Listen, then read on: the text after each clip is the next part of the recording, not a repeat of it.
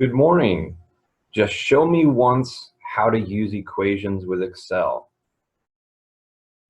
All right, we're going to take the next step of lessons here with our equations.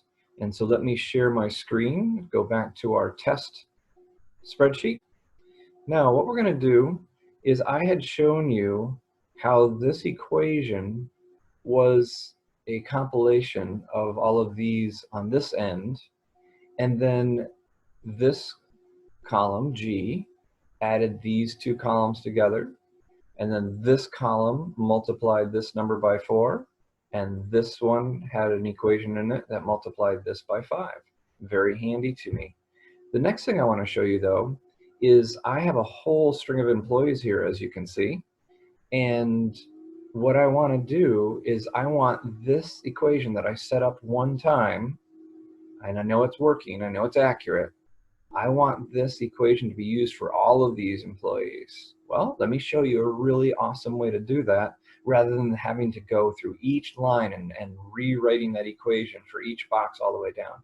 I did it once, it's working, I've checked it, it is beautiful. Now here's how you would do that. So what you do is you would grab the columns and the rows with all the equations that you've checked and created, and then you let go. I'm going to show you how to do that again. I'm clicking out, just any white space works, but I clicked on this one and held the left mouse button, and then I dragged my mouse across all the ones that I wanted, and then I let go. And then you're going to notice that little box over here on the far right corner of the entire thing I grabbed. You see how my cursor is a little plus sign that's white, but if I get right on top of here, now it turns black, and that's what I want it to do. And I press and hold that down, and then I'm going to drag down as far as I want. I could go to the bottom of the page, but I'll just go to here for right now. And then I'm going to let go. And what that just did was it took these equations and it copied them all the way down here, but with one exception. What's really kind of cool, we'll use this one to kind of show you what I mean.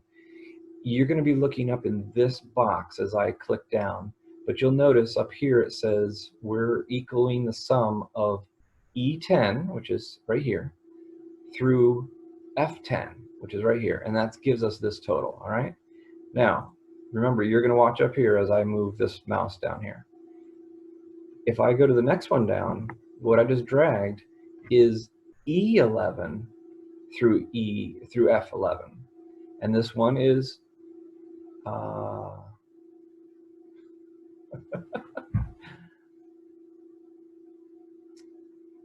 good, okay, this is correct. E12 through F12. I thought I was teaching you the wrong thing. And this one is E13 through F13, and E14 and E15. So what it did is it kept adding one row to it as I dragged it down so that it pertains to that next employee. So just for fun, we're going to test our work. We're going to just say that this cost $1, and this cost $1, and this cost $1, and this cost $1, and that cost $1. So it's 5 policies, each costing $1, and that shows $5 there, shows their total weekly is $5.